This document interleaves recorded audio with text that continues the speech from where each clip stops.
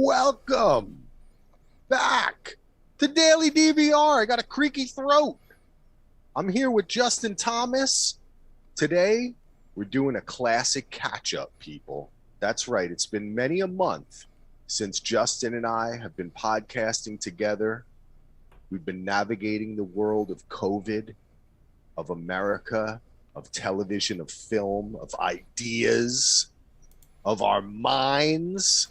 But we're here. Yeah, baby, you got it. You're feeling this already, aren't you? Well, when you talked about ideas of the mind, I always like using verbiage that's like inadequate for many things. So it's like, like mind, idea, thoughts, stuff like that. I like throwing out there. I love it. We got AU in the chat, and we got a new interface. But this is the Daily DVR. This is something that Axel is a champion of. And we're going to be catching up. So, yeah, I'm going to let you roll with it. I just wanted to make sure I switched screens and our audio was still there. So, little inside baseball that's unnecessary, but go ahead. Yeah, baby. Well, we're ready to go. We're going to be chatting today. We got a lot of stuff on our plate. Talk a little personal stuff. Of course, some TV. Going to get into a little Sopranos. I'm finally going to be able to talk about my Sopranos rewatch I did. I did a little podcast with Scott on the Serious TV drama podcast. You can check that out. That was many moons ago. But that's it. Check me out at Daily DVR at dvrpodcast.com. Of course, you check out Justin on Top Shelf Fandom. I've been covering Loki lately with Delvin and Mike. That Marvel stuff. Have you been watching that Marvel Loki show? No, but I know I'm gonna really enjoy it once I can circle back around to it. I've just been preoccupied. I have to watch it. You know what I mean? Like, it's not. That's the thing. I love those shows, but it's not like I'm telling everyone you have to watch it. If you're not into superhero stuff, or if you're not feeling the vibe on it, it's not like a necessary viewing. Yeah, no, but I really like Tom Hiddleston as an actor, and I really like Loki as a concept, meaning like his character. And I see what they're doing. It's not like I'm ignoring it completely. Obviously, I'm surrounded by content creators, so I hear about it, and it's definitely it's gonna be something fun for me to watch. But that kind of segues us into like what we've been doing and stuff like that. I've been doing a lot more off screen, which I'm a lot happier with. I feel better at. I've got a mock roof behind me. During this this trying time of the pandemic, which we hope we're at the tail end, the last lap, as I'd like to say of it, right? Are you vaccinated? Yes, I am, sir. I got all my vaccinations. Let's see. Why am I not able so to see vaccinated at this point? And around here, you're allowed to go into stores without taking your mask off. I mean, with taking your mask off. I'm sorry, you're allowed to go in with no mask now, as of last Wednesday. Yeah, it's the same here, and they said that because I'm using Streamlabs Prime, AK, what's going on? AK Watch, why am I not able to say AU's name? Well, you should be able to, number one. Let me go ahead and change that property. Maybe you'll be able to see it a little bit better here. You definitely should be able to see it, though. There should be no... What are we seeing? It's in the live chat that they're having a little bit of trouble seeing the name. But, I mean... Come on, this is a kind of on-the-fly thing, so how about you lay off? How about that? Huh? No, I'm just joking. I love AK. I love AU. But I believe, that we should be all right. We should be all good. But yeah, here in North Carolina, so like when I go in, because now I got so vaccinated, bro. I went in, I was like, vaccinate me so hard, and they did. Both times. Two ladies. It was my birthday the second time. Like, ooh, it's your birthday. I played it like a porno, bro. I was like, yeah. I was like, vaccinate me hard. And they did. And it hurt. And it made me feel a little sick in my tummy for a little bit. But besides that, it was good. But I feel like in North Carolina, I walk around and they're like, there's another guy that got the government shilling got to him, and he got the vaccine, and he's gonna like turn into a whatever you call it, gremlin or something at some point. But it is what it is. They make you sign the risky paperwork. I'm happy I got it. I don't have the best health in the world, just to be upfront, and I'm pretty okay with it. So I imagine most people would. So it is what it is, and I think it's the better way to go. It of course is the best thing to do, and there have been hardly any incidents of people having an adverse reaction. And also, it's science. No one is trying to trick you. I Yeah. understand that people are, we don't have to get too political, of course, but I understand that there are good reasons for people to be wary of the government, of big business, of Orwellian beliefs, right? Pop yes. up. It is so. That's something that, and I'm sorry to cut you off, but that is kind of what I do, and that's why I'm terrible. But like, isn't it so obvious, like that people pick and choose like these like philosophies, right? Like Orwell has been screamed more. People learned Orwell's name for the But they first don't care time. what on Facebook with location turned on their phone Mm, 24 hours a day. They don't care, but they are not getting that vaccine that is proven to help people, and almost 1 million people in our country have yeah. died of a virus. But I'm not getting that.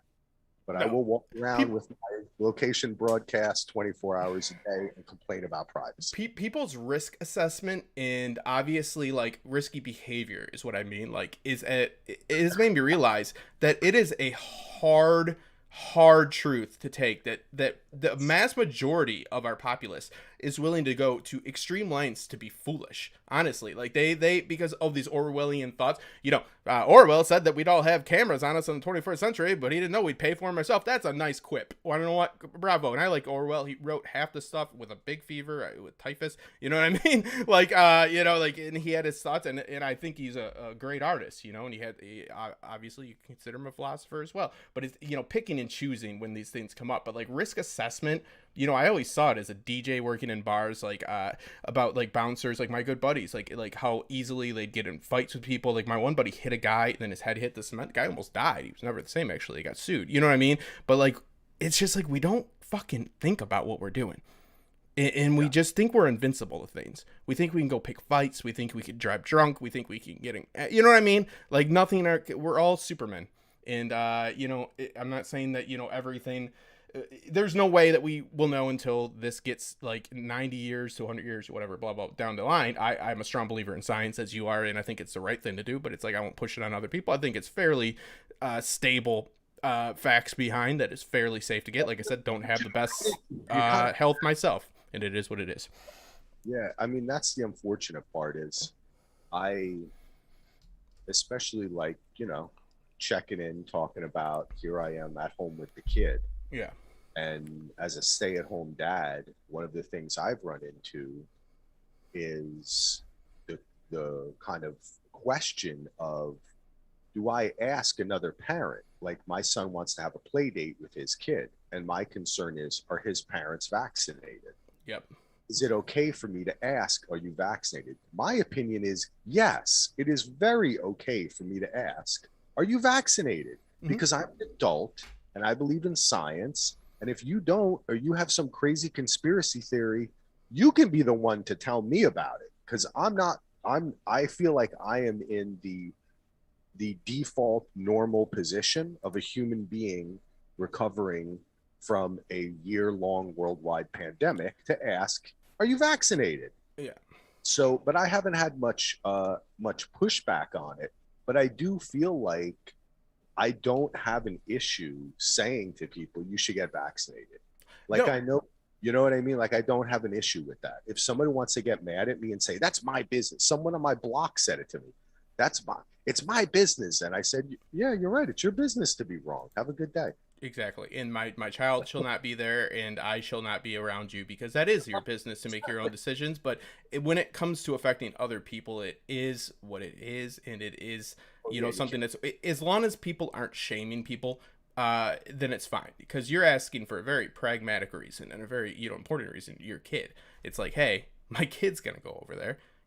So are you vaccinated? These are relevant questions. Now, going and asking everybody on Twitter, it's like, mind your own business. You know what I mean? Who gives a shit? You know what I mean? A lot of people walking around that probably shouldn't be these days. But you know what I mean? It's one of those things where it's like, Like something that you taught me about early, because I, as an old man, was slow to recognize it, as I think a lot of older people were and are now, which is virtue signaling. Yes. Or just saying something to get a response, saying something that seems virtuous to get a response out of people, or to frame yourself as something better than them. Yes, And yeah, Yep. I'm not down with that Lindsay either. Ellis, a great content creator, said it best. Everybody's trying to prove they're the one good white person on Twitter. You know what I mean? It's like, just be a It, good person. Stop shaming others. If that's people, why yeah, even stick up for what you believe in, and definitely go against racism, sexism, all of it. Do it, but don't go waving that flag every day for your own profit, because it's very clear for content creators that they're doing it for reasons of fiscal means. And we're already grubby enough, people. Come on, let's get some base morality here, right? Like, let's get with it. So no, I've always appreciated you. I've always appreciated the way that you've handled your child, meaning the way in which I think you're a good dad, and I don't see a lot of good examples of those. I think it's a job, thus I will never have children, never wanted them, because I think it's just an impossible job. But you don't. You could have 5 kids right now, no, just no, no. I've been good. So, but don't wish that upon me, sir. Don't you dare. Yeah, Lindsay Ellis is great. So yeah, she was very, because she got canceled, and it was like she's like one of the most, like, she's not out there. She's not like saying crazy things. But anyways, no. So like you have your son Lachlan, and like you had to do the in school, at home schooling, right, and stuff like that. So I wanted to know how it was for you, and like how you guys are now transitioning. Is he going back without disclosing? Disclose however much you want, because I'm also very much so against the exploitation of children on these platforms. I hate every family vlogger, because I think it's 10 times worse than child actors. Honestly, I think these kids are living for views, and they don't know what true happiness is or true motivation to do anything is. I think it's all view. I know what it is to be a YouTuber as an adult. To be one as a kid, man, that's gonna fuck you up. So like, I really appreciate, like, to see like good people that I've met through the platform like you. So disclose what you want to disclose, but is he going back to the full classroom or not? yeah. Well, first off, I agree with you about that because my son has long wanted a Twitch channel or a YouTube channel. He's a very talkative, open kid.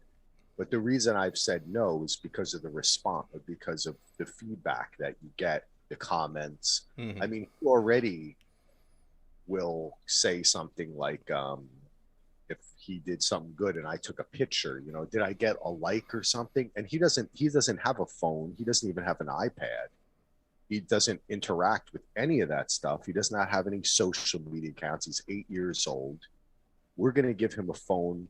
We're going to give him a flip phone when he gets older so he can keep in communication with us. It's not that we're trying to ban him from phones or, oh, it's terrible, terrible. It's just that I happen to think it's a phase. I think this whole thing is a fad.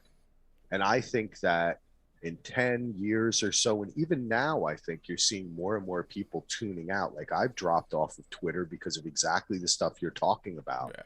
which is hate from one side Over and virtue from the other. Yeah. from the other side. And I'm like, dude, I just want to talk to somebody. And you know what? I actually like opinions that are kind of, I was a fan of George Carlin. Mm-hmm. I like people who push it. I'm a fan of Chappelle. I'm a fan of people who push a little bit and have an opinion. So when you're in somewhere where that's not allowed because people are very sensitive, and that's okay to be sensitive, then I just don't have to be a part of it. Yeah. But to answer your question, my kid is doing great. He is at a school now. School ended a couple weeks ago. He had gone back to 2 days a week in school for like 3 or 4 hours, and the rest of the time was virtual, which didn't make, for a lot of people, it was very hard. I'm lucky. I'm a stay-at-home dad. When you have a kid, for most people, unless you're wealthy, the first 5 years of your kid's life is basically trying to figure out daycare. Yeah.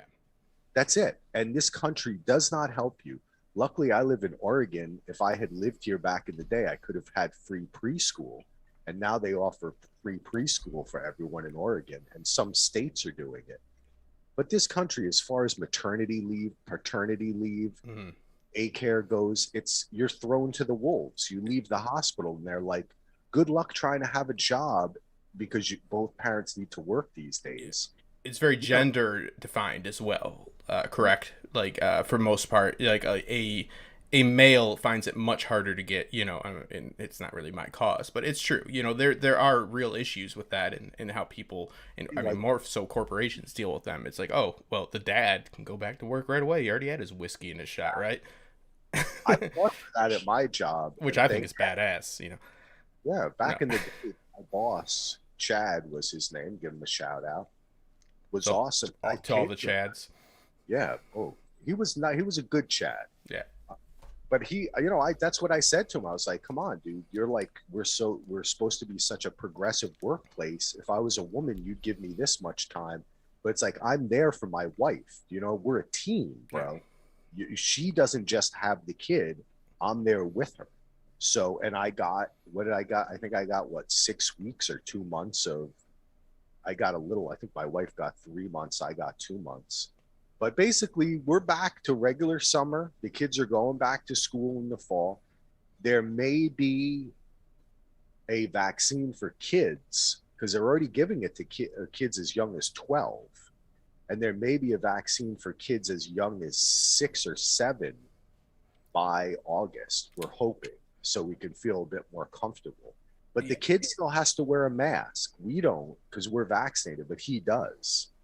Yeah, and it's not the worst process, we'll move a little bit past it because I just wanted to touch on, because honestly, I respect you a lot as a father. I think you do a good job. You're intelligent, and you guys have a very unique situation, and it's a very good definition of the modern family. It's, you have opportunity that many don't, like you've admitted, like with people that this is much harder for them to rotate around because, with if you don't have one at home, then, come on, it gets a little bit difficult. So they do have to make it appropriate for the masses, and they do have to get a vaccine out that will be something that people can trust in, because when you're, it's one thing to do it to us, but to the kids, and I'm all for the vaccines, like I said, but, like I said, in all fairness, we don't know the results until 100 years from now, but the math right now and the science tells me go for it.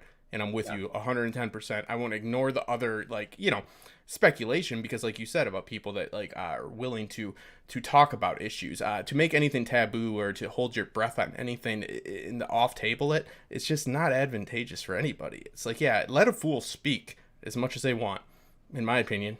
Let them go, man. Don't make it, oh, you can't say that. Let them speak. Let them do what they want. And it is what it is. It's not the best of situations. It's a pandemic for a reason. It's not great. And, thank God that everybody has, for the most part, that we know, we've all lost people, but, we're making it through as a society as a whole, because it's a very dire situation in general, but we are at the back end of it. Like I said, I want to talk a little bit about how it changed what I was doing, and it gave me more opportunities to work behind the scenes, right? Turning disadvantage to advantage, and not in a cynical or nefarious way, not as a villain, but truthfully, obviously, a lot more people needed video editing. A lot more people needed to know how to do even just Zoom meetings. So my time of hibernation, right?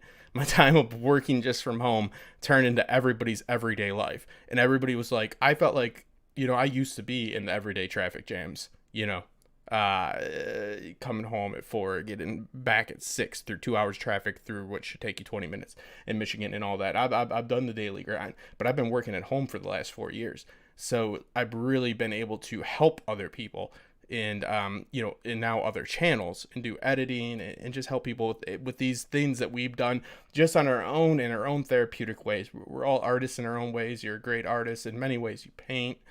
You do Legos, which are badass. You get some nice Lego vignettes that we should get up there. But, and that's not even joking. But, we're creative people, so we tended to be a little bit above the curve. And I felt like, I'm like, oh my God, it's a little bit of irony. There you go. Look at that. Yeah, that's what I mean by real Lego. That's some Legos right there. And guess what that costs? You could have that for $6 million, because that's how much Legos cost. It's beautiful. Beautiful. That took a long time. Yeah, That's yeah. a lot I've been doing lately, actually, is working on trying to perfect my Lego art. I've seen your vignettes. I've seen them all, and they're wonderful. If you look here, you see a whip that Indiana Jones left, because that's an archaeology development. Why did it have to be old potheads that drive old planes? Why? It's Indiana. Yeah, they're making a new one. But so I've been because I've spoken openly about the struggles I've had, with addiction and chronic anxiety, panic attacks. So story is what drove me to making YouTube videos, meaning I used to, act on stage, and I attended school for screenwriting and so forth. All that, it's all been said a million times, but now I've felt that, when coping with anxiety and trying to get to sleep or trying to just relax yourself, that I've found a new medium, which is, I'm doing some field recording. What I have behind me is a 12 pitch roof, which will be replicated through shingle, through tarp, as you see, also leaves, also, different water pressures coming down on it for meaning different heights, different, we're not just using like garden hoses, like I'm making holes very specifically and so forth, and learning about this art and trying to transfer my understanding of story into this calming therapeutic session, because the only thing I've ever found, and I've been in rehab on Christmas 5-6 years ago, and thank God I kicked all that, but I still have anxiety.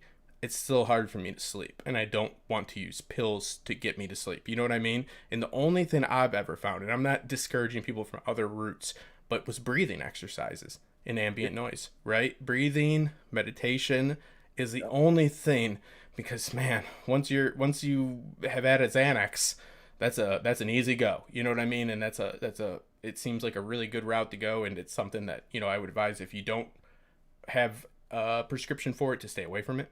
Meaning, like, there's nothing wrong with having to take it. I still have to, you know what I mean? But don't, in your early 20s, like I was just prescribed it, and then you'll find yourself 10 years down the line, like I did, just depending too much on that type of stuff, which is no shame. But I hate when people say all these like other tactics about like how to get, and I shouldn't. I agree that's ignorant. You get what I mean? But like I have found that breathing exercises and listening to nature and stuff like that, and being in a place where I'm a city guy, but I live now in North Carolina, ironically, in itself. But I've found that I can record these ambient sounds. I can record these things that I feel I can tell I'm working on a Vikings, where we're going to shave wood. We're going to get paddles in the water, right? We're going to tell a story about going a Viking, right? Like going out on a voyage and doing it. And sound design, sound engineering is fascinating to me. I've honed my editing skills. I'm going to hone my sound design skills. And this just also helps me therapeutically. You get what I mean? Like, it's always like the best way I feel to go, because if I'm not passionate about it, meaning like if I'm not passionate about breaking down television shows anymore, I need to rethink the reason I got it into this in the first place. And the reason I got into any of this in the first place was because it was rehab after rehab, if that makes any sense. It was me, focusing on something positive that wasn't party related, and it was me doing this, and stories helped me do that. So I'm going to be doing it on a separate channel. I'm also doing editing for other fantastic channels that are great. They're far better content creators than I ever could be on screen, and they're brilliant, and I couldn't be happier for them to retain me. And I can do this, for people. If you ask anybody, I might not be the best guy in the world, but if you ask me for just some help, I think Alicia is in the chat right now. I'll send you a tidbit of noise cancellation or something like that. You know what I mean? I enjoy this genuinely. So I found it to be fascinating. That's something I'm working on. I'm not going to make a big spectacle about it. It will be completely separate than any of this. I'll link it here and there and stuff like that. But yeah, it's something I could do. I'm lucky enough to have a professional photographer as a father that goes on these North Carolina like voyages to go buy bears. I won't be going on those because I'm kind of a bitch. But like to get birds and all these noises. So yeah, I've just ordered a few $100s worth of equipment that's coming, and I've been working, as you can see behind me and stuff like that. So it's just something, bring something good out of it and help other people. And again, I'm not putting any stigma against using, because I'm still under, I can't operate without having, anti-anxiety medication. So there's no stigma. Or as we're about to talk about in the Sopranos, there's no stigmata, as they tend to always mispronounce and missay many, many words. But you get what I mean, Axel. I ain't shaming anybody. I'm just saying this is what's worked for me outside of medication. And this is what I'm going to, indulge in, because I feel I have the skills to help other people, because I think it's authentic. Definitely, dude. I've had my own struggles with anxiety. I've never had I shouldn't say never. I haven't had particular issues with addiction, and one of the reasons why when I initially had anxiety, trouble sleeping, restless thoughts, whatever, depression, when I was younger, I went towards meditation. Um, I've been studying Buddhism since I was like 18, 17 years old. So good couple decades there. And for me, that was the method I went because I had seen issues that my mom and other people I know had with Prozac and mental health issues. Now, luckily, see, I had been in therapy since I was like 5 years old when my mom took us to Al-Anon. And that was early in my life. So I got very used to sitting around talking about my feelings. And also, I was always very comfortable with the fact that, okay, it's okay not to feel good today. Yeah. It's okay to be a little scared or upset. That's normal. So my issues with anxiety didn't come out until I had moved away from kind of Manhattan. Yeah. Manhattan kind of aggravated it. And then once I moved away, I realized that for how many years my drug was doing shit. Yeah.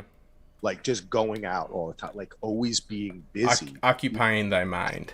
Yes. Being obsessive about everything all the time to the point where it pushed people away, things like that, But through meditation and just taking a calmer kind of middle path, I was able to do that. Not that I've had to pop a Xanax. I've had a attack, but I have got things. I think, especially since I moved to Portland, because I have found too that for me, and a lot of people don't take it that seriously. It's the old Oasis lyric where he says, "People don't." What was the song? What was the lyric that said? We tried to get one of their songs for our senior Strawberry Fields. That was that people don't take into account how much the weather can affect their day. Yeah, it really is true. And for me, living here in Oregon, around trees, fresh air, less people, has reduced my anxiety to like the least it's ever been in my life. And through meditation too. So I'm right there with you, dude. And the thing you said about sounds, right? I think both of us, and I think a lot of people that we know that are very intuitive or emotional or seem to have the gate open a little bit more, like things like the filter doesn't really exist as much for us. Yeah. Absolutely. We're one way or the other. A lot of people call it bipolar. I don't want to give a blanket statement, but it's a spectrum disorder. Yeah, right? This is what very happy or very sad. Yeah, and that's what I've been said too. But it goes along the same way of obsessive compulsive stuff like that. It's like a creative person, dude. Every creative person I know is like that. Yeah, like Alicia just said that the thunderstorms in the vids on YouTube, they help her a ton, and like that's the type of stuff. Yeah. Justin, I was just talking to my son, and he is in his room doing art right now. He's drawing some pictures while I'm podcasting. And he said, "Dad, can I turn the TV on in the background?" And I said, "Sure." And he looked at me and he goes, "Dad, even when I'm doing other things, sometimes I just like to hear a person's voice. It makes me calm." And I said, and I was so happy that he like expressed that, because I'm the same way. Sound is so important to me. I fall asleep listening to podcasts or audiobooks or sound like you're talking about, nature, in meditation and just in daily life. I often like to just sit and listen to things. So I think that field recording stuff that's beautiful stuff, man. I have definitely listened to a lot of that in my time. Bird sounds, ocean sounds, whale sounds are I like the whale with the other whale on top of the semi truck. the best. Yeah. Oh, Like, yeah, you know, yeah, no, yeah, no. hey, get the fuck out of the tray. What are you doing? Hey, Yeah, what you doing over here? This is Newark. But no, and that is delivery, one you fucking like whale. we've talked about it before. You know, like I've talked about Lullaby series. I watched series. That's why we Yeah. both have recently rewatched. Well, that's why I rewatched Sopranos after rewatching it 4 months ago when I should be watching something else for content. But I like to take that burden off me because if it's forced, it's forced and it's obvious. But you know, to help. And again, there's no stigma because you know, hey, all I say is that if you can go other routes before you go down medication, I would advise personally that people do. But there is definitely no shame because I've kicked hard things. You know, I've been sober. I don't count days.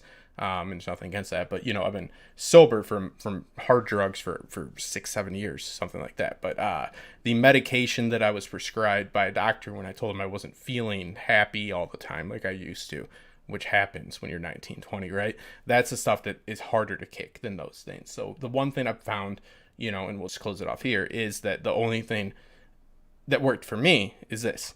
And now that is coupled, of course, with my daily dose of medication that is prescribed to me, and I've lowered, you know, to a great degree, and that's all you can do. So never feel ashamed to feel the way you feel, and always look for other ways to cope with it, because the less chemicals you put in your body, the better, obviously.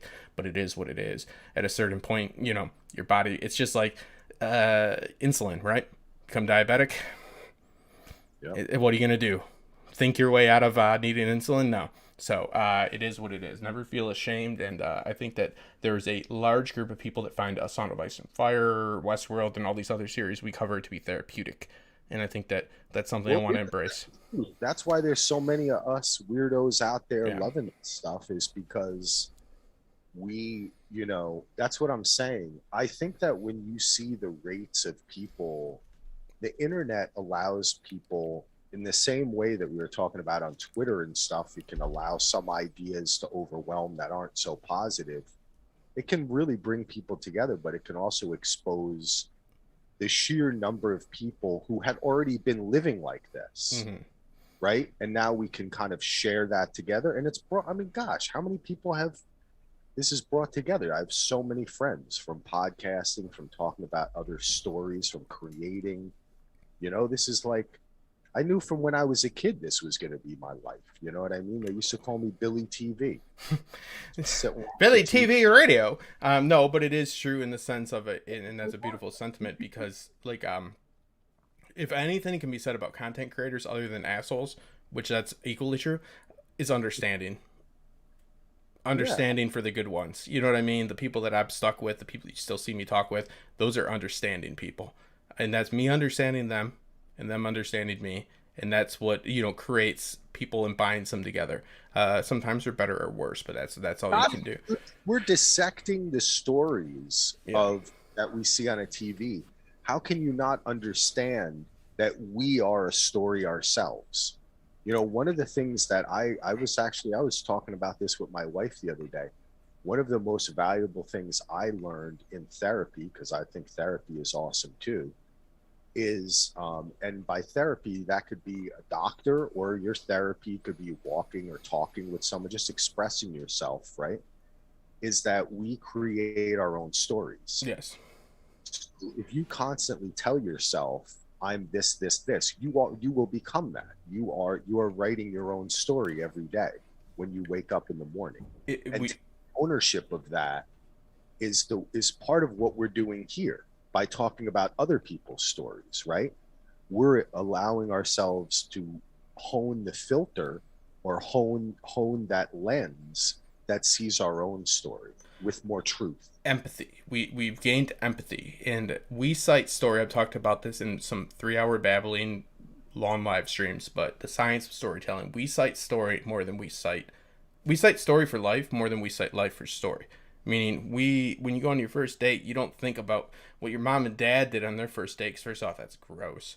Second off, it's just not something you know. You think about like I think of TGIF, right? Like I remember not now, but like when I was like 16, I thought about like, you know, like I don't know what I saw in fucking Family Matters or something. You get what I mean? Like you cite story for life.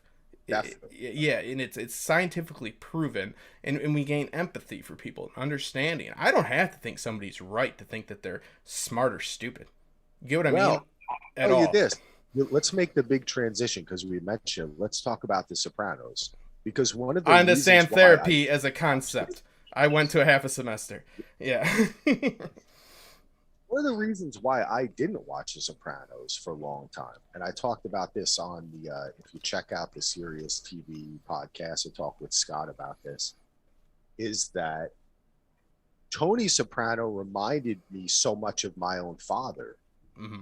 And a lot of the behavior that Tony engaged in is the same kind of behavior my father engaged in. And basically, that same ethos of basically walking around with your dick swinging all day long, which we just took 4 years of the Trumpish, the brutish type of masculinity there Yeah. that's within the Sopranos was the way my father lived his life.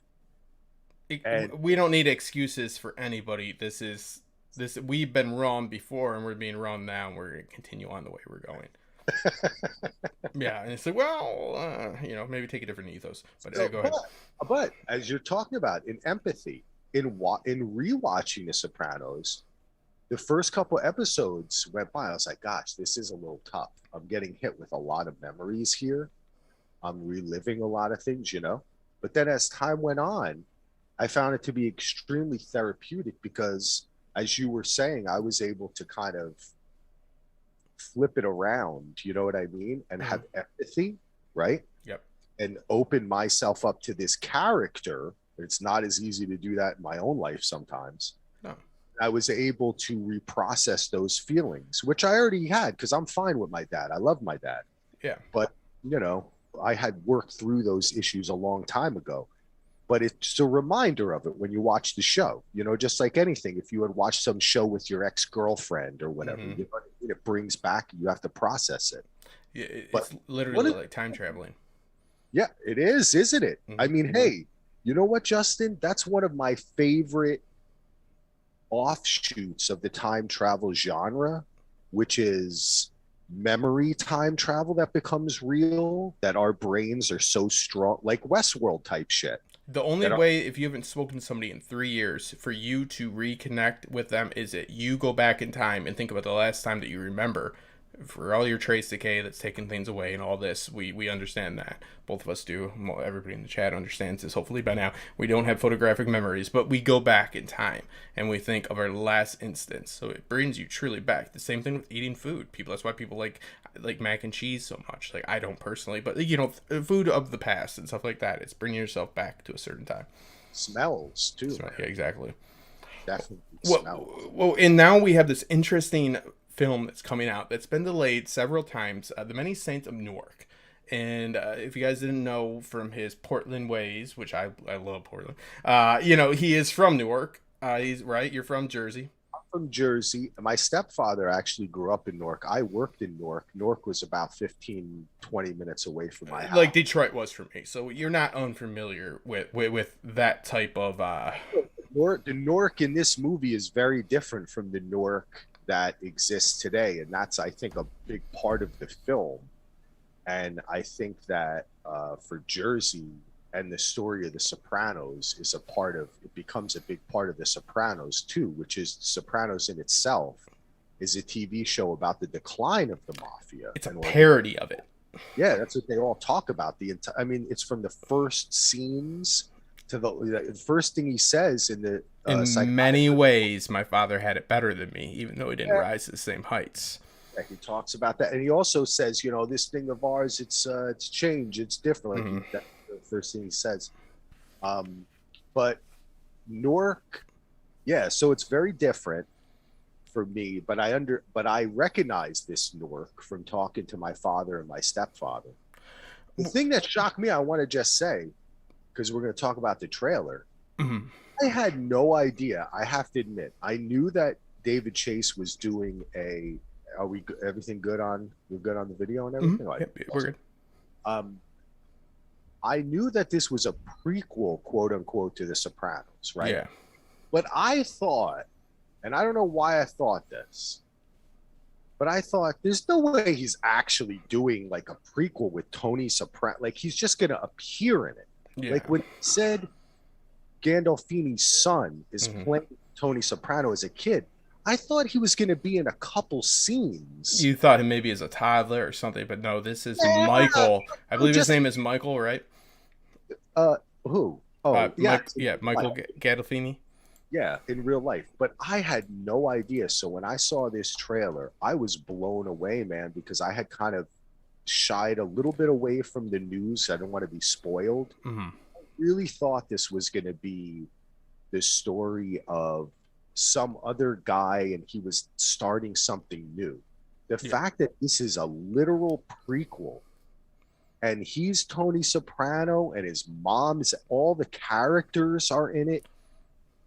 I was blown away by that trailer, man. I'm so excited for this in a way I didn't think I would be at all. Yeah, I'm excited. I think that there needs to be like a little bit of discussion about edging expectation here, because the main character of this film, The Many Saints of Newark, is Dickie Moltisanti, which is Chris's father, as we see within the series. Now, this makes sense. Now, as if you've watched, okay, here's some context for everybody, because I've never actually spoke about The Sopranos on my channel. I hated The Sopranos in high school. I was in acting class. I was in plays. I thought it was bad acting. I didn't get it until about 8 years later that it was because baby. It's a parody, right? Like the reason they seem so off, because I was looking for Goodfellas and I was like, what is this? What is Syl? Like, that guy never looks like a human being, to be fair. Steven, what's his name? He's in Springsteen's band. But anyways, in Paulie, these are like caricatures of the mob, because it's true. They're holding on to something that is the foregone past, right? This is something that doesn't really exist anymore. And they're dressing in these very extravagant ways, right? They're dressing in these ways, or acting upon how they saw people act. So what we're seeing in this is what they're mimicking, or at least trying to mimic, right? Now, maybe more money has gone Tony's way. But like he says in the very first episode, in many ways my father had, even though he did not reach the heights in which I did. This is barely even paraphrasing. That's how sadly much I've watched this series. And, with the therapy and him talking about all of his like issues and with his mother, as well as how he takes Chris under his wing, because there's always this like, they even have that scene, right, where it's like, okay, so he calls him his nephew, but he's also his cousin, and Adriana's like, actually, he's both, and she breaks it down, right, like this parental feeling and the passing of the torch to Chris that he has. This is going to be less John Barenthal, right, who plays his father, perfect cast, and more Alessandro Neovilla. I can't pronounce it. It is what it is. but that's Dickie Moltisanti, and that's who this is going to be off, because this is who Tony is going to form his idea about what Tony is mimicking what this Dickie has taught him. Let me tell you this, man. Okay, first off, so he is Carmela's. Yeah, I know. Dickie is Carmela's cousin. And that's so Tony is in no way related. This is like an age. There's something that makes him a third uncle or something, though. They explain it. I'm sorry. It's neither here nor there. But go ahead. I'm sorry. You're trying to say that Tony and Carmela are in some way related. No. But Chrissy, like in one weird way, Adriana says it with the FBI. Like technically, I remember that. You're right. Yeah, there's a guy. It really is meaningless though. Like, no, it says, this is what she says. She says back in Italy, they were related somehow, right? Yeah. He said his uncle was his cousin's mother, but that's back in the so abstract. It's so pulled from within that it's not even anything to mention. But it is mentioned within the series of how both could be valid in a technical sense. Yeah, well, first off, I want to speak to your parody thing. Yeah. Because I agree with you, but I also disagree with you. Because you're right. It is that. But that's also how it is in real life. Oh, I agree, yeah. So, and You know that. Are you not Italian by descent? I am, and I dealt with the Is that Italian. like I if had, you yeah, I dealt with a guy that thought he was Tony Soprano at my first bar gig that beat me when they let me go, and the Italian mafia and all that. I see what those guys are, and never jest like it's just like don't jest at me about my boxing because I haven't been in an arena in 10 years because I'll still probably break your jaw, but at the same time I'm not a boxer if that makes any sense. Like these guys are wounded animals at this point.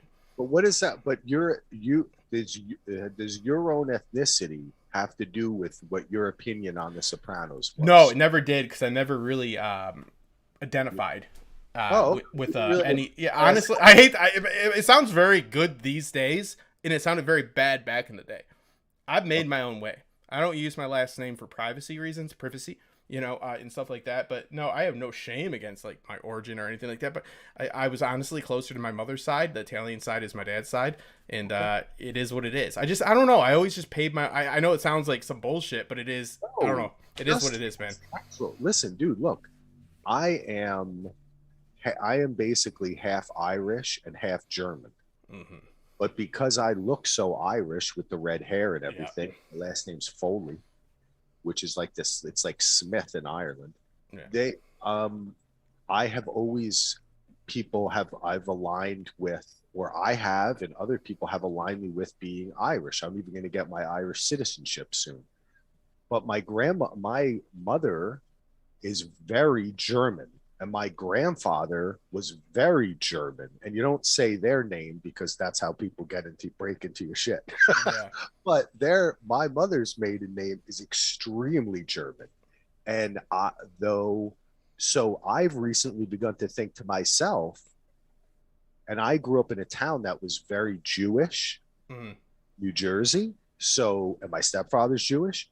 And so I wonder, have I hidden the German? Have I not been as interested in my Germanic roots because of that?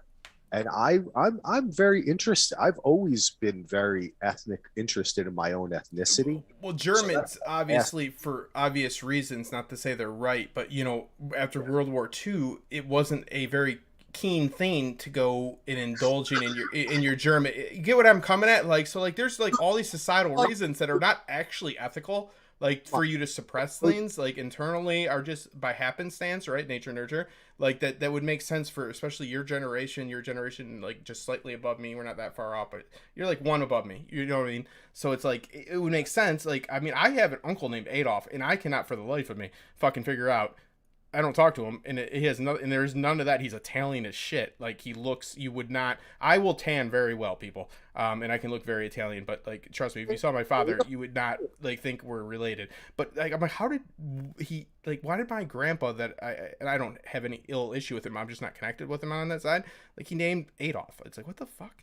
It's like, why did you make that? Like, it's not like he liked Adolf Hitler. He fought in the war. You know what I mean? But he made this decision, like, that I was like, it's like a paradox to me. I'm like, oh my God. I'm like, who does that? Like, everybody calls him Al, of course, right? You know what I mean? But yeah, you get what I mean? Like, after World War II, like, and I actually looked on Wikipedia and through these stats of my dad. He didn't like it. I was like, what was your dad thinking? There's like 6 people named this after this. It was actually illegal in Germany. But yeah, it's neither near here nor there. But yeah, I get what you're saying. Yeah, very far to, and they still do, as far as I mean, gosh, when something like that happens, But yes, well, you're correct too, Justin. If I was to be like, hey, what are we talking about today? I'm talking about my white German pride. Oh boy, demonetized right away, and probably not the best for the last 40 years, and then we'll go from there. Yeah.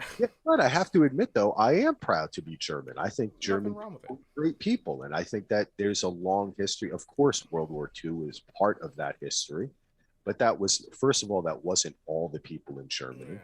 Yeah. And it brings up these conversations that get people. These are so hard to circle around that it's like, yeah, I think that all I'm saying is that. Get what I mean? Like, there's a reason why you probably would have indulged in your Irish background rather than your German. And there should be no shame. You should be happy where you came from. I also believe that once, because my Italian side, man, we found one thing where we got our last name in Italy. And it was the town, whatever, blah, blah, blah. Like, one woman gave up her child at a town meeting. This is true. And that's how my family lineage, like that's where we stop. Really? Yeah, like is that she did not have a husband. So one person who was a carpenter, ironically, most of my family are carpenters except for me. Came in, and him in the town. What is the guy that, like? It's not the town drunk, but it's the town like the guy. He's like yells shit. I don't know. Town Crier. Yeah, the prior. Like they ran the shit, Right. and that's where our last name comes from. So like even like a lot of people stop at Ellis Island. Number one. You know what I mean? Like, his shit gets bastardized right away there, and they bring that up in The Sopranos. We stop, like, my dad's side, and my other side is Polish and German, right? Which we didn't look into for the reasons we just discussed. But, you know what I mean? They stop, it stops at, like, 19, or 18, like, 70, right? Like, there's nothing to trace beyond that, because it's in Tuscany, it's in, Italy, it's in Italy, and I know that my blood on my Italian side comes from Tuscany, about that area. That's You went there and talked to people? No. We found documents. We did the best we could, and because I am interested in that, but I don't define myself. And I'm interested in it now that I see culture depicted in story. Hey, Justin, this is what I'm trying to say. Yeah. With this and about The Sopranos, I find so interesting is we are engaged right now. So much of our media today is about people need to tell their stories. And what people are talking about is allowing people of color and women, people who have not had the opportunity to tell their stories, to tell their stories. Yeah. Looking at The Sopranos, I started to see it. It's interesting you said that, because I started to see it through the lens of like this being like an ethnic story. Yeah. You know what I mean? Because it very much is this Italian American experience. And for me, it's the New Jersey part of it. So much of what's in The Sopranos that they don't really talk about. They always mention New York. They're always like, yeah, New York, New York. They hardly ever go into New York. We never see the head of Di Maio crime family. We never see that. But New York is always a specter. And when you grow up in New Jersey, in a suburb of Jersey, and where I grew up, which is in Union County, where I could see the Twin Towers from a little hill up my house. Oh, really? You really feel that everywhere. Like a little brother simplex to a point? It's not. But you want to know something, dude? It's almost in reverse. Like a connection then? Further connection? No, it's like this. It's almost like we're the battery and you're the fucking toy. We make you shine bright. You're the light bulb. We're the electricity. I always felt that was always my Jersey pride. Is whenever people were like, "I'm from New York," I'd be like, "Motherfucker, have fun after 10 p.m." Because you know who's living in New York? Nobody. It's a bunch of buildings. New Jersey makes New York. We all drive in the work to make it work, and we take the bridge back. Exactly, bridge and tunnel people, man. Which what The Sopranos is. Bridge and tunnel boy Chris Moltisanti, right? Like Moltisanti, they call him that. They literally call him that. But we also have we have this a little bit of a, well, not a little bit. It's actually very highly prevalent within the Sopranos series as a whole, is they educate their children. Now, AJ is just a shit kid altogether. I was sick that day I die. I don't care where he comes from, Germany, fucking, he can be back in the day of, Gallia and all that. He's just a terrible human being. Yeah, I hate AJ. He's just a shit son. But anyways, Meadow gets educated. What he supposed to do? Tony Sopranos is his dad, dude. Imagine. Well, I'm getting into that. But Meadow, like, she speaks about it. And now what she does is she uses her intellect to and she speaks about this a lot with her boyfriend, right? The dentist. What's his name? Who? The dentist. He works at the site with Vito. Finn. Okay. Finn. So Finn even calls her out on this. So Finn even, because she has this intellectual diatribe that she always spins about old mafioso ways back in Sicilia, in this ways of the government was corrupt, so they must have this brutish way about them to overcome what is this corrupt, almost Orwellian, tying us back, right? This corrupt government. And he actually calls her on her bullshit, because she, just like anybody, the more educated you get, the better argument you can have against. And not saying Tony's good or bad, but obviously this lifestyle in which they live is not a necessary lifestyle. We have multiple, just Tony wants to believe he's a soldier, which is brought up in this this trailer, right? We're soldiers, we're trained what to do. We're going to see Dicky Moltisanti, who is going to be more than a father figure than his own father, because you have to imagine, just like himself, that his own father, as we've seen with the flashbacks during the series, would want him not to be a part of this, right? So Dicky is the one that brings him in. Ray Liotta is evidently, everybody thought that was the DeMeo crime family, like patriarch, like the main guy. No, that's actually Dicky's dad. So like Dicky is the guy that like really pulls Tony in. And we're seeing a lot of context within this trailer of his IQ, which we saw with Tony B, right? Which I love The Sopranos for many, many reasons these days. One of the best reasons is because I'm a big Boardwalk Empire fan. Man, look for just random people getting their heads blown off, and they're main stars in Boardwalk Empire. Like, obviously, Steve Buscemi was no minor part in The Sopranos, but all the way from the guy that gets his head blown off, he's one of Capone's guys. It's the guy that wants to retire and go to Florida. He goes in the burger shop and he shoots him. That's Al Capone's buddy, the fat guy that like gets beat up by one of the Irish gang.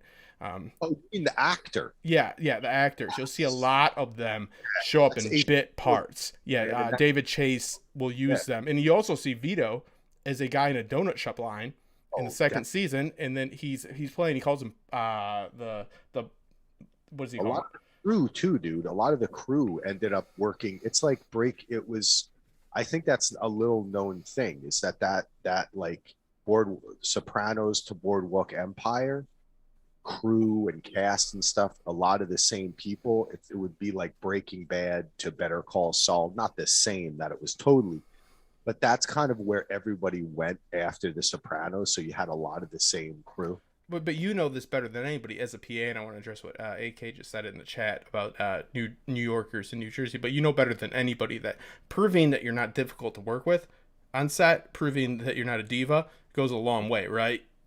With these people. So David Chase, and he sees like integrity. He says, "Come do this for me.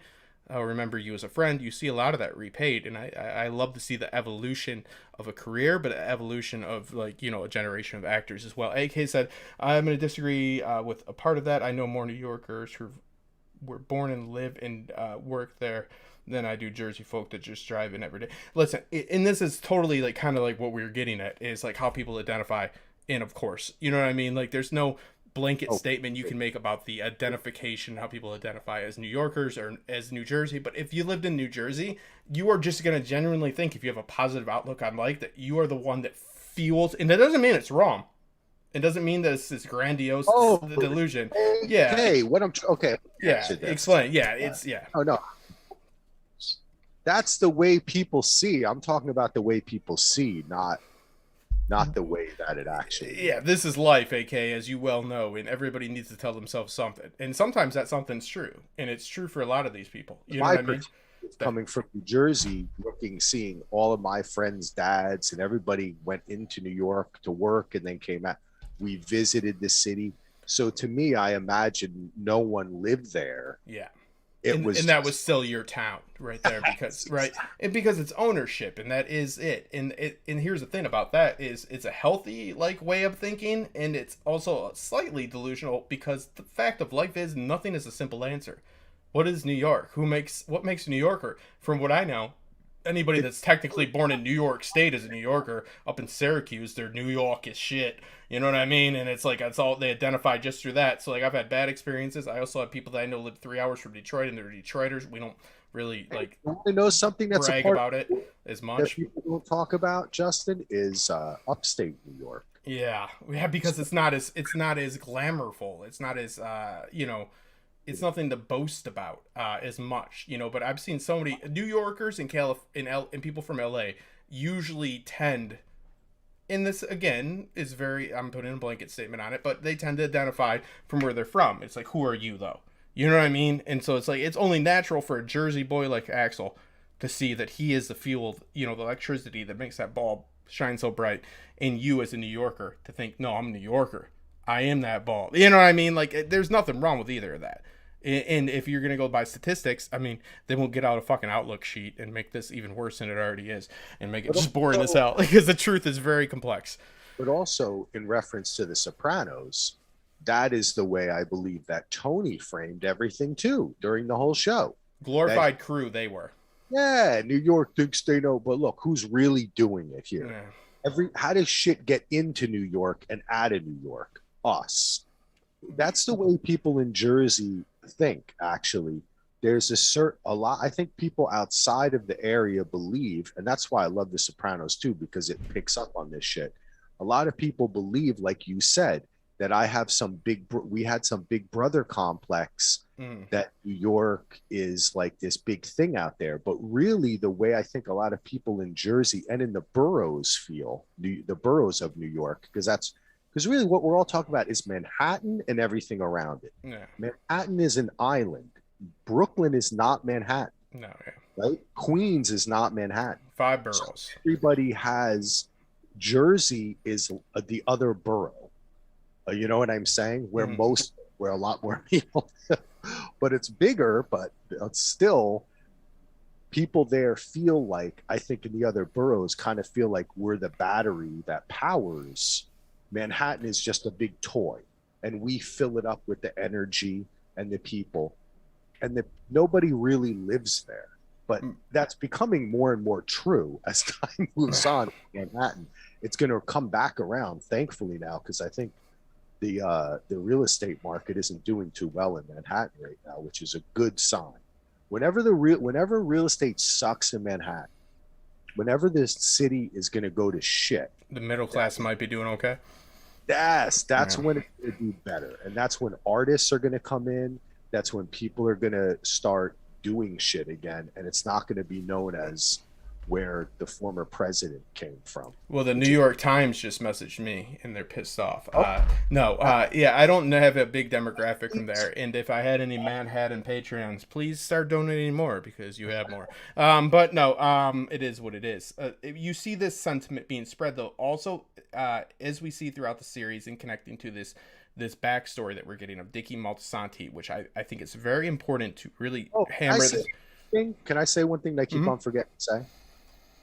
The story of the father being involved and not wanting the son to be involved, but a friend who is like an uncle, getting them involved in the mafia particularly, is like it is an age-old story.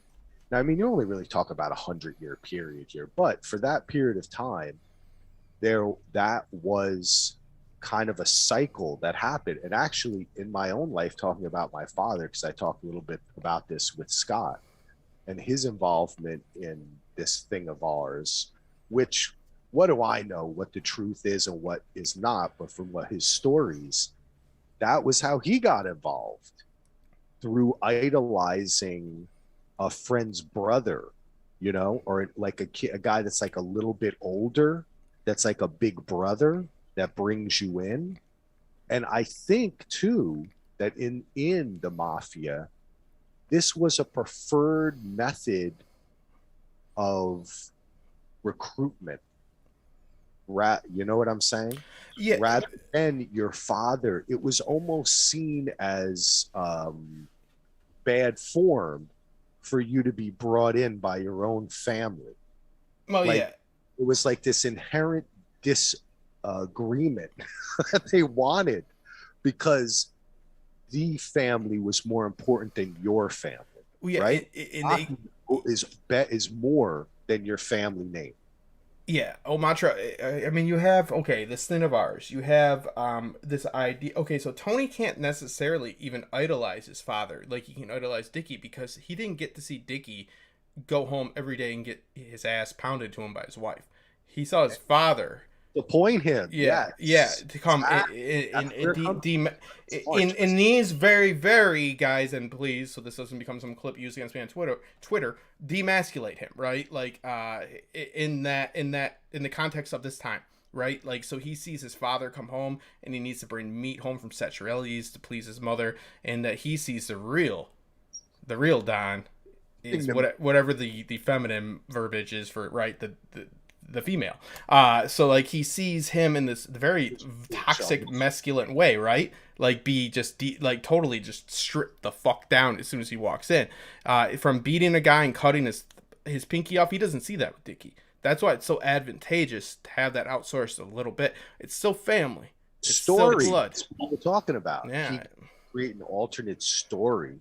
The Right. big bad guy is his mother throughout the whole series. It's him and this Freudian psychology and he even asks, what's her face? What do you Brock. think? Let me ask you this, Justin. What do you think would have happened if the actress playing Tony's mother had not died? How do you think that this story would have played out? I've not read about this.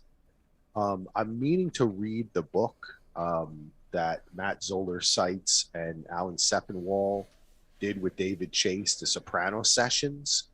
And but I'm kind of waiting to do my deep dive after reading because I want to read that book. But what are your thoughts? Well, What do you know everything. Look at him. Yeah, she is the most despised. She is hard to watch, but she is that goddamn good. Is because she is hard to watch. She's hard to watch in a good way. And I don't know their plans. I've not read these books that you're talking about. I'm semi-aware of one of them. You get what I mean?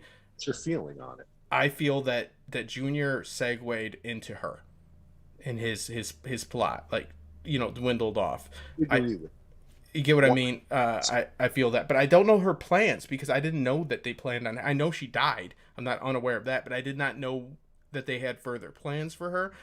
I see it... I like Junior without Livia because Junior then doesn't have that generational connection, right? With Livia that he has, and he could say, and then it's always about, was Junior manipulating Livia? He obviously wasn't. We know this. Or was he, because Junior's trying to constantly push that he was in charge. And I assume we'll see a bit of this, and I wouldn't expect too much of it in this prequel. Again, Dickie Moltisanti, just get acquainted with it, people. Because this is not about Tony's dad. This is about Dickie. Tony is going to be in it. Michael Gandolfini seems like a really good kid. Honestly, I think that, to be able to pull this part off, it's been delayed a couple of times, but get ready for understanding why he held Chris as his son in passing, his the next down the line to pass the torch to in all this. And this is going to be the true tale, because we see, let me ask you this. Do you think that Chris killed his real father's killer? I think there's fucking no way that was the guy that killed Dickie. That's a great question. And I hope that they address, some kind of little tidbits like that are in the movie. In the trailer, you see who says who Dickie Moltisanti needs to go. It seems to be an African-American gang within the boroughs, right? They say... But it is. They say he needs to go. It's not a white cop. So he has some beef going on that it leads to that, because Tony even says to his therapist, I have taken steps to tie and connect and tether my nephew / cousin, whatever the fuck, to me.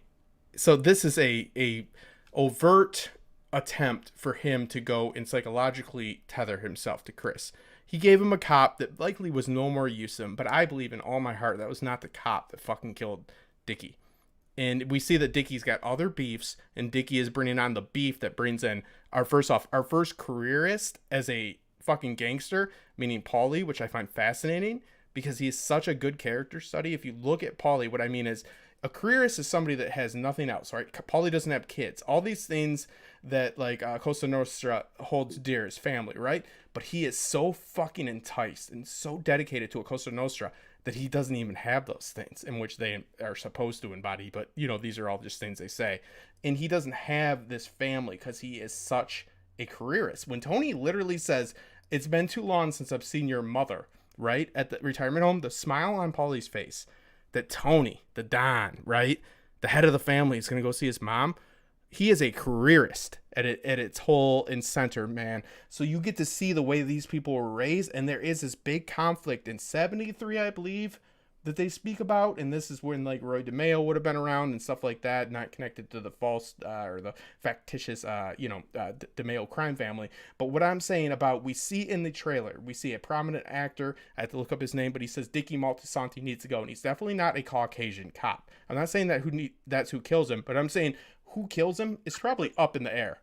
You know what I always thought, Justin, and what I usually think in any type of story of like revenge, did the person kill the person? Because it's been done so many times, in so many genres.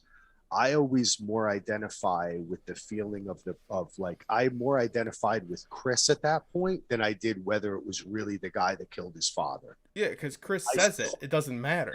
doesn't matter exactly. Like Yeah. it's just whatever it was him. It was about his character and what he felt he had to do to move on, which of course had to be the most violent thing possible. And in accordance with pleasing Tony as well too, and proving himself. Chris to me was probably my favorite character in The Sopranos. I He, love that show, and so many of them, like Paulie's so funny, mhm. and Tony, of course, is an amazing character. But I have to say, if it's the person who I really think had kind of the wildest ride, and they really invested a lot in the character of Chris, like you're talking about. Not only did Tony invest a lot, but the story itself, he really was kind of like the co-star, like second Yeah. villain to me, because his story was most closely connected to Tony's.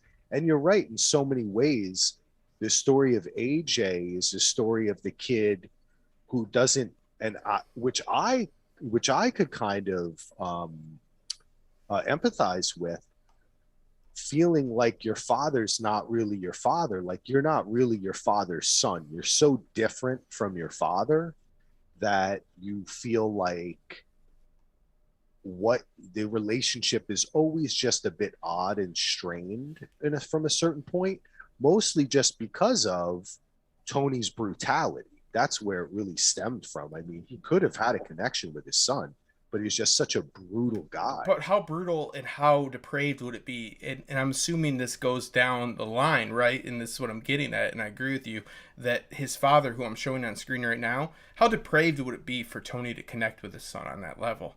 Like we talked about before, you don't want to throw, like you might throw your nephew, and Because it's a mirror. It becomes a, you don't yeah, want him to. You know that you're not happy, so he that's says what. that. Yeah, it's not for them.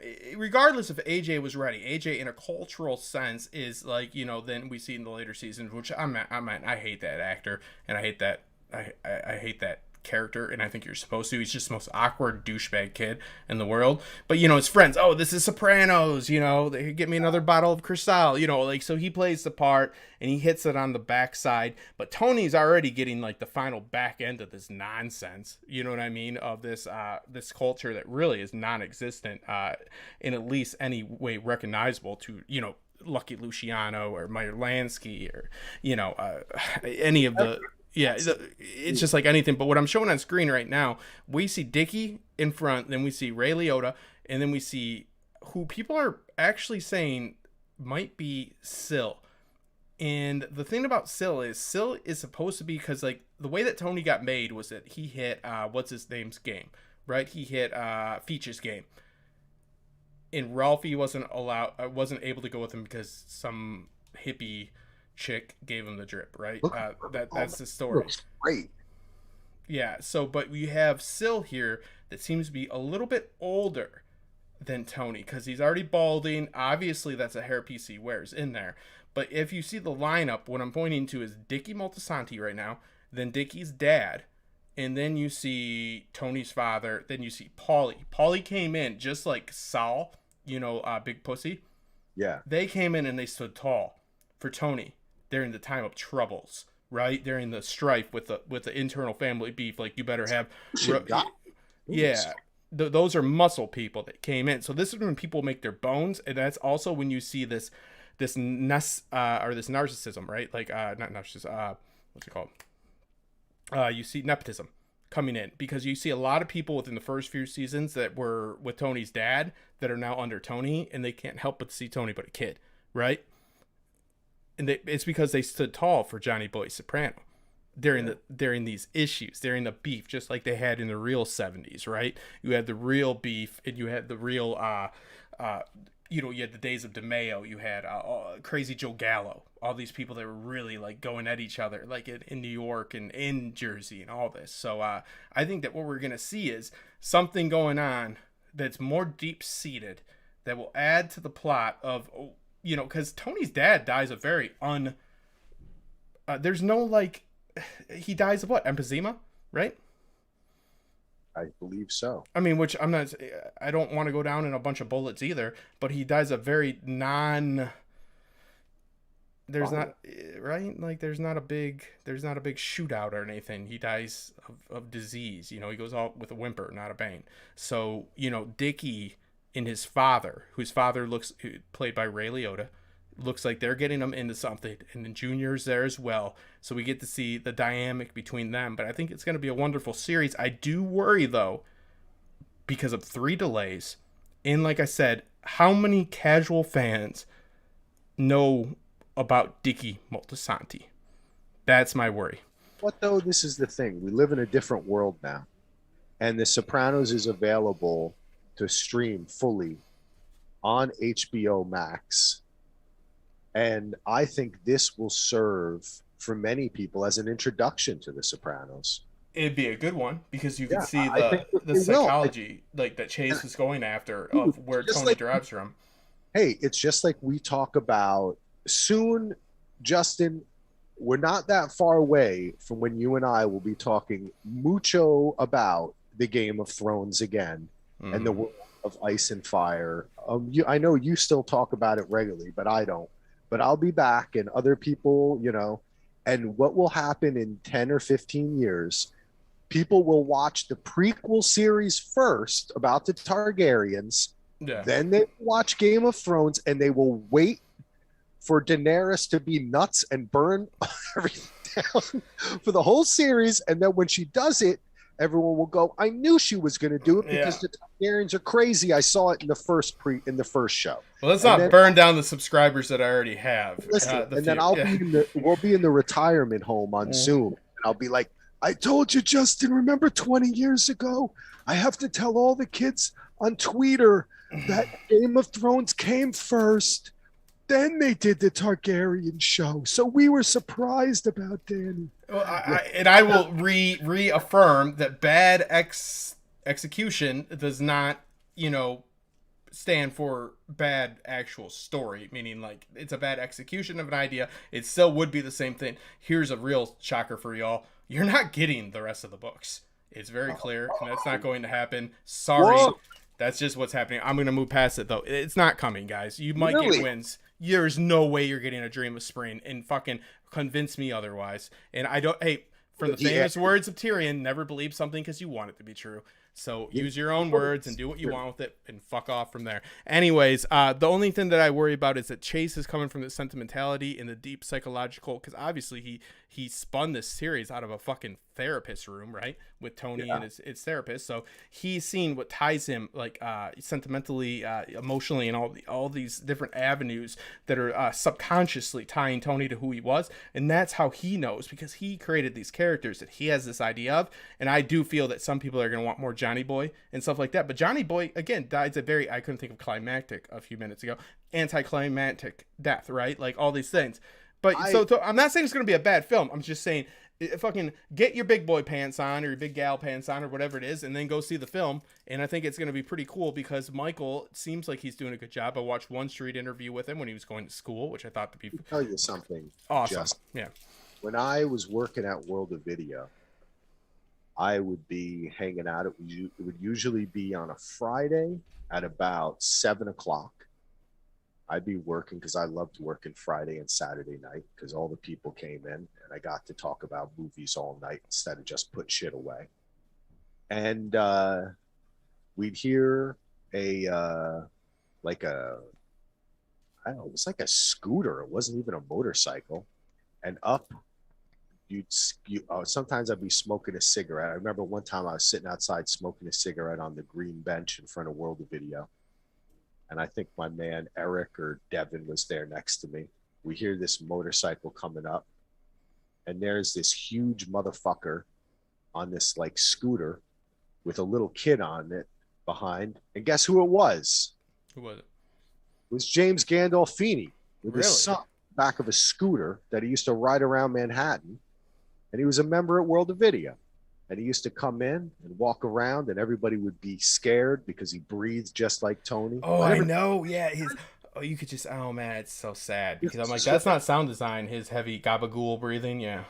He breathed just like Tony in real life, but he was the inverse of Tony Soprano. In the same way that Tony would come in looking at everybody to look at him, Gandolfini was like a sweet artistic soul, and he would say, "Hey, how you doing?" I'd say, "Hi, hey, Mr. Gandolfini, can I help you?" Yeah, my son wanted to, hey. He spoke. He was a trained actor, so his actual speaking voice was so proper. Yeah. Like he spoke very properly, not anything like Tony Soprano. No. But he was the sweetest guy. And actually, my dad knew him and worked with him at the place called The Manor, which was also a hangout for. Go listen to my Scott. Go listen to that podcast I did with Scott. I tell all the stories about Gandolfini. But I will. I'll link it. We used to say, not even as a joke, we used to say, "Hey, you think one day he'll play his dad in the prequel?"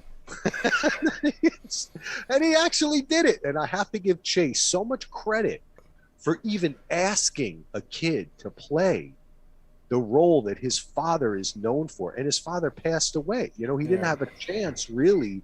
If Gandolfini had lived, trust me, he would have been the biggest. He would have been Thanos or something, or he would have been like, he was such a great actor. And he could have been so many different types of people.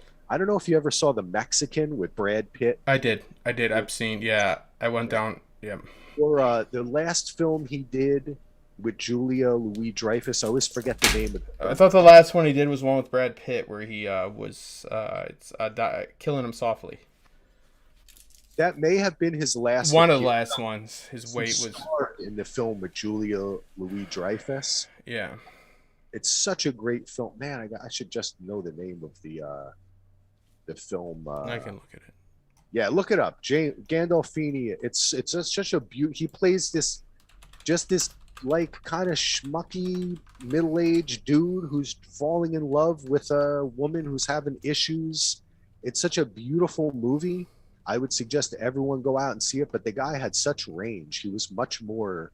The Night of. Soprano. The TV miniseries is the last one that he officially did in 2016, and then we have The Drop. How about what did he do with Julia Louis-Dreyfus? That's what I'm looking at right now. But I do know the sentiment behind what you're speaking, because the thing about James is that if you've seen him on the we'll move on really quickly to Dexter, which kind of ties in. But if you've seen him on Sesame Street, and you've seen him play, and you've heard about the things that he did behind the scenes on The Sopranos, which was, he divvied up his pay increase amongst the lesser billed actors to get them across. Is that it's called Enough Said. Sorry. What was it? Enough Said. Enough Said, was it? Yeah, his last project. Okay, so Enough Said, he plays Albert, and then he has a drop in 2014. Enough Said is in 2013, and he did a mini series where he played Jack Stone. It's called The Night of, which I believe is a HBO series, right? Yep, The Night of. Yeah. No, he did not. Well, he's in it. He's billed as it. He was replaced by what's his name? Did he play the detective in the first? By John Turturro. Toro. Yeah. He was okay. To Toro. Okay, so he's billed as it. He didn't actually in The Night of with Riz Ahmed, but he was replaced by Totoro. Yeah.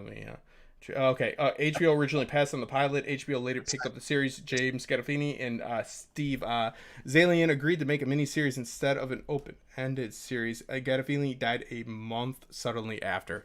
So yeah, but he was a very soft-spoken man. Even his accent that he had, even though he's from the general area, was obviously embellished and so forth, but definitely a huge loss. If you've seen, there's a movie with him and Tom, we could just go on forever about that one where it's the castle or whatever it's called, where he plays the warden.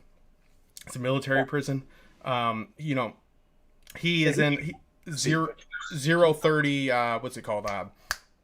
About whatever you think about it, Zero Dark 30. He plays one of the CIA guys that comes in, and he plays such a good straight man. He can play just as much of a pencil-necked prick is what you'd call it, right?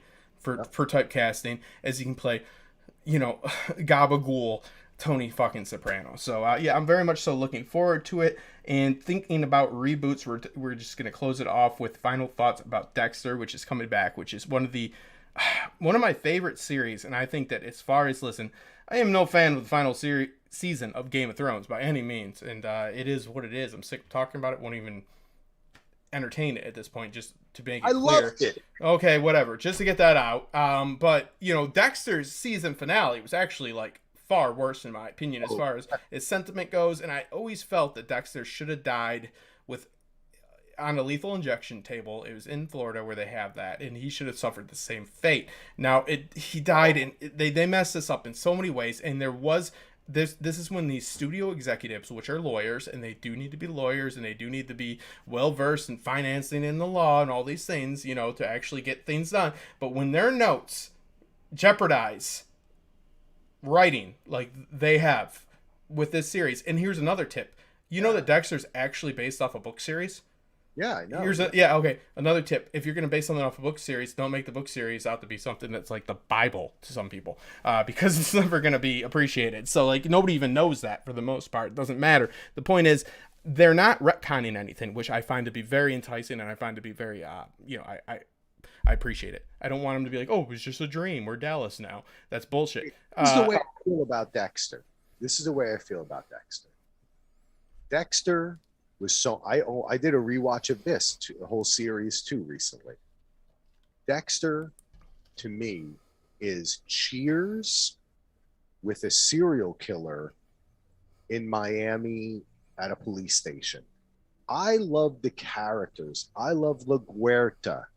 I loved his sister. I loved all the different characters that made up the family that Dexter had. And the error that they made to me in that show was not that he should have died or anything like that. Is that he should have been happy. They should have made it where Dexter was, they took a show that to me was so great because it was able to be almost light and fun, but at the same time about a serial killer and so dark and creepy. Yeah. And he made a family. So in the end, what I wanted to see was everybody hanging out at the restaurant. Okay, so this is where I'm going to smash you on this one. I don't. I do know though, but I do know.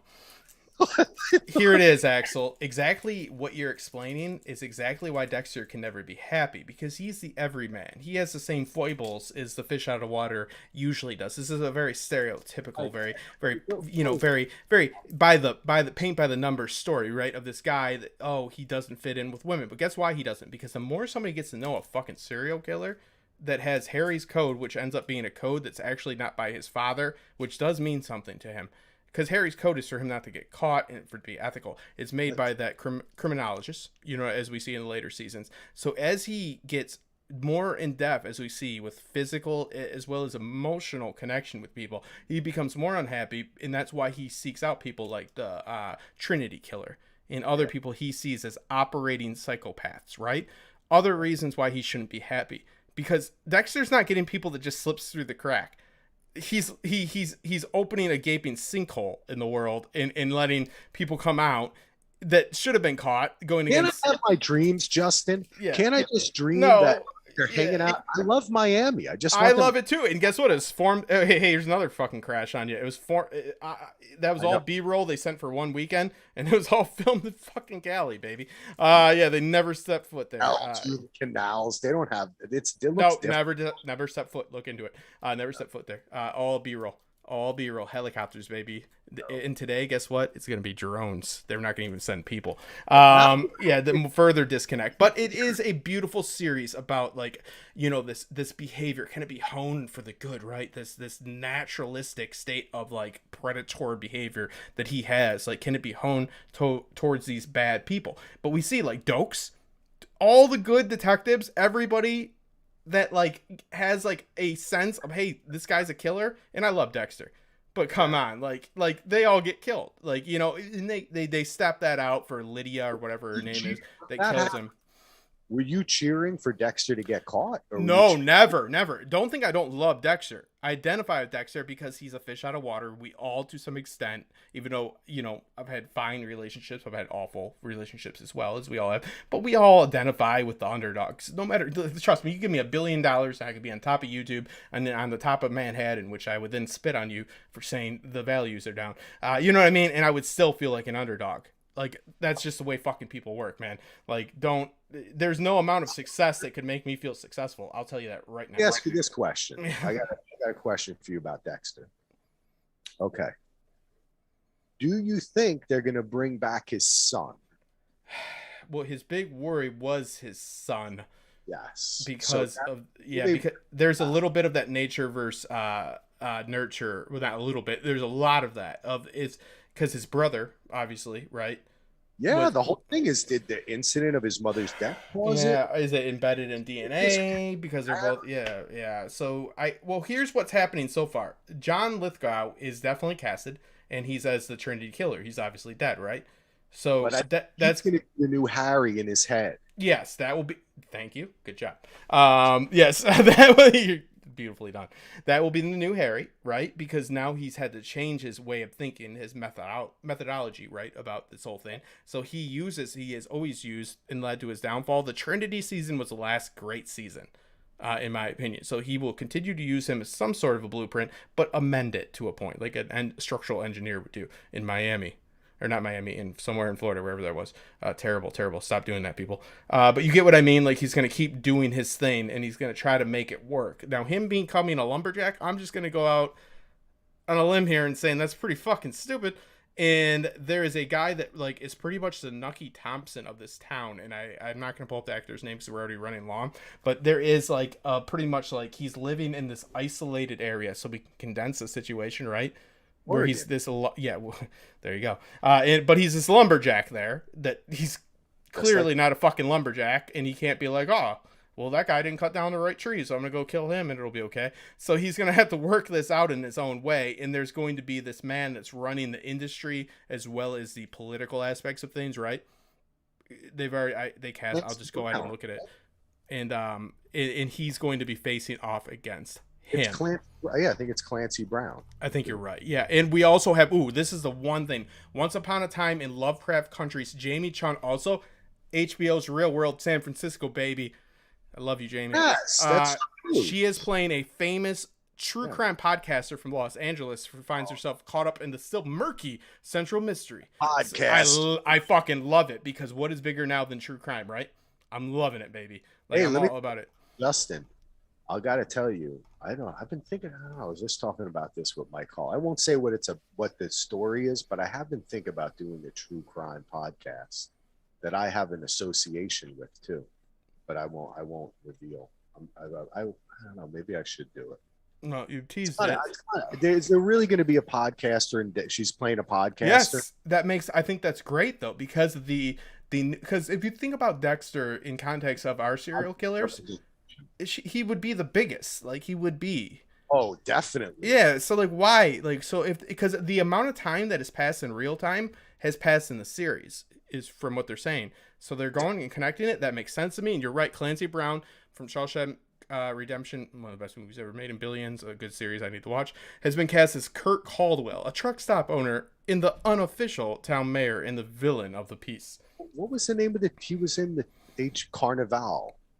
Yeah, I didn't watch that one, but yeah. It was really good, actually. And then you have a police sergeant, Logan, played by Alano Miller from Jane the Virgin. He's also the assistant coach of the high school wrestling team, which I find interesting because Dexter uses, even back in like the early days, a lot of jujitsu. And jujitsu versus wrestling, like core, like collegiate wrestling. I'm a big UFC fan. Yeah, so like I think that they'll hone that because honestly, I really do like him for the physicality. It gets a little silly, but he's not doing Aikido or any of that bullshit. Sorry, Aikido people, but come at me. He's doing jujitsu a lot of the times. I am sad that so many of our people that from the first series are dead because of Dexter, the serial killer that you love so much. Yeah, no, I'm sorry too, but you know what I mean? Like, I don't know what to tell you. He killed them all. But I hope he forms a little family on this one too, because I don't know. I really liked Dexter. I like that aspect of it, and I know that it's kind of weird to think that I would want him to be happy at the end. We all do. We all root. Nobody's like, it's not like I'm saying I don't root for Dexter, but I'm saying at the core of it, a good series gives us a story in which we have empathy for the character, but not sentiment in the sense that we can understand. And that's what they wanted. The writers wanted him to die because that's what makes sense, bro. Wait, can I ask you a question? Is what's her name still alive? Wait. His ex-wife / sister, which did incest, which they were way ahead of Pornhub's. Not Deb. Yvonne. Who? She takes his kid. Oh yeah, I forgot. I hate those seasons. And let me look. I don't think so. But you want to know how far they were ahead of everybody? Like, why are they doing this incest? They're like, well, Pornhub will prove 6 years later that this is the most thing searched for stepsister videos. So we got this demographic on lock. Yeah. Sister. I know, but you get what I mean. A lot of people. Let's see. What was her name? We have Esther. Katie. Is that Yvonne Shrivan? Just look up Yvonne Shrivan. Well, you're assuming I know how to spell Yvonne. You son of a bitch. Did you watch that Tomorrow War with Chris Pratt? No, I'll watch it tomorrow. Oh, hey, look, we got to wrap this up. Yeah. Go hang out. All I want to say is that Dexter is looking to be promising in the sense of they're not retconning anything, and all they can do is deal with the fucking mess that the execs, because there is a good story behind this about that execs bumping in and being like, how about if he doesn't die and he just goes off to Never Land. So I find it to be enticing. I think that if they're gonna do this, it might open up a can of worms for other series, but like, as long as Danny didn't get resurrected, I know that'll piss everybody off, and they continued with it, I wouldn't be happy with it, but it is what it is. If you're going to have balls and stick with it, because every single chance that they take in every single season, every single episode, pays off or it doesn't, people. Listen, I'm not like making anybody to be out to be great or bad, but it's like, you got to let these people take chances, and you can't let them go back and retcon everything. So I think Dexter's coming back in a good way, because they're not erasing what they did. Even under these abstract situations, right, Axel? They're doing it right, because we need these people to take chances, and it's got to count or it doesn't. What's the point of it? Streaming, I think that you're going to see a lot less, and you do see a lot less of that in these reboots or sequels or whatever. And the reason why is because back in the day, they never thought that someone would end the first series and then 2 minutes later start the next one. Yeah. And now when they do it, they think that way. Yeah. So when they're thinking about, when they sat down in the writer's room to do Dexter, they had to come at it in the streaming sense, which is, okay, everybody, we literally just finished the last season a minute ago, and now this starts. That's how we have to write this thing. Yeah, let's gauge what the general population thinks, right? And then we'll fix, and we've seen this. We've seen too much pandering, and it's not good either. It's all about family, as they say in the Fast and the Furious. Okay, oh my God, yeah. Out in space, drag racing, whatever the fuck they're doing these days. I haven't watched it because they're still burning in my head. But I'd take a pretty gal on a date for it. There is what there is. I want to give a couple quick recommendations before we go. Very quick. Number one, I've watched about 1 million seasons of The Challenge on MTV. I love it. Number two, Too Hot to Handle on Netflix. It's very silly reality show where they don't let all these hot people make out. They have to be nice to each other and talk, and a robot watches them, and it's very fun, and you'll love it. Also, I tried out for The Challenge, just so you know. I met Landon. Yes, I did. Oh, that's awesome, dude. I don't know why I love that stupid show. I used to love it enough that I tried out for it, so yeah I did not think it.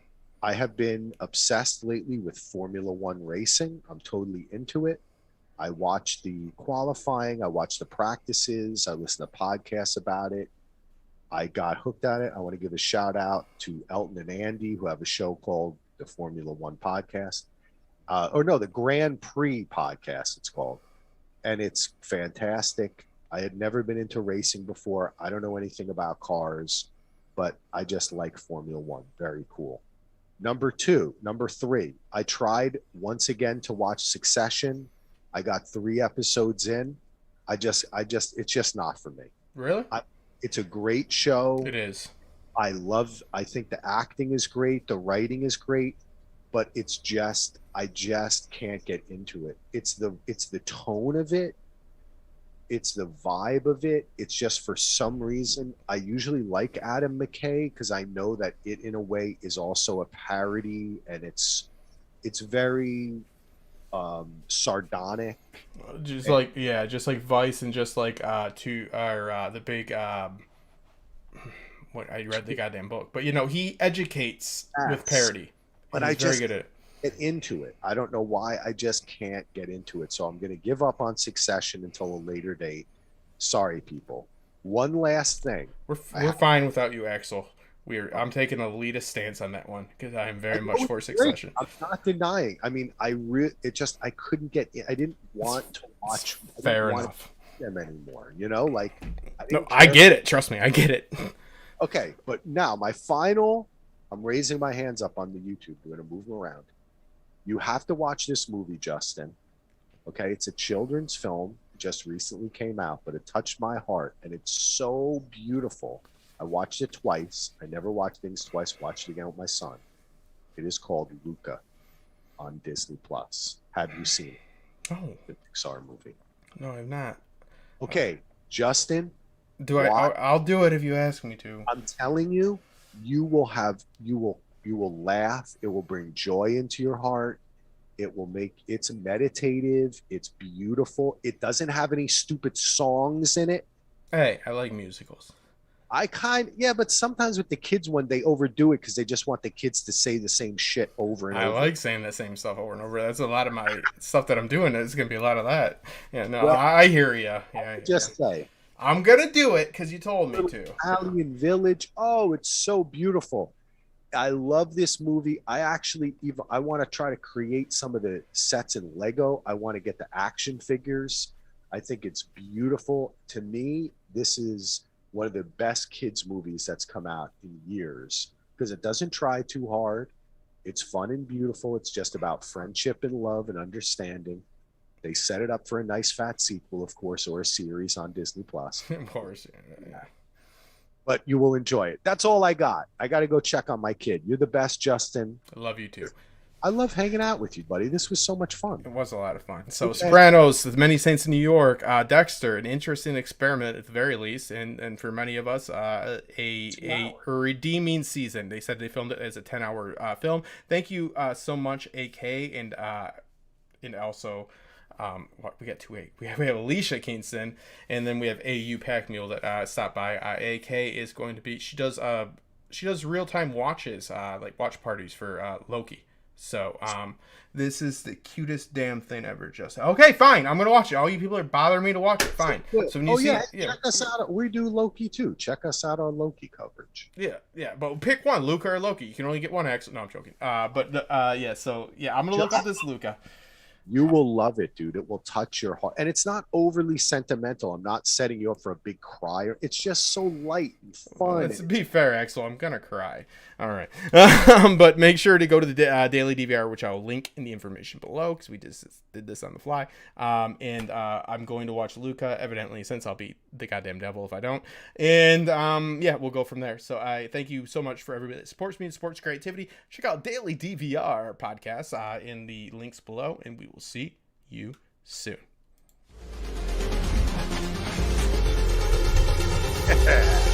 Dude, that was awesome.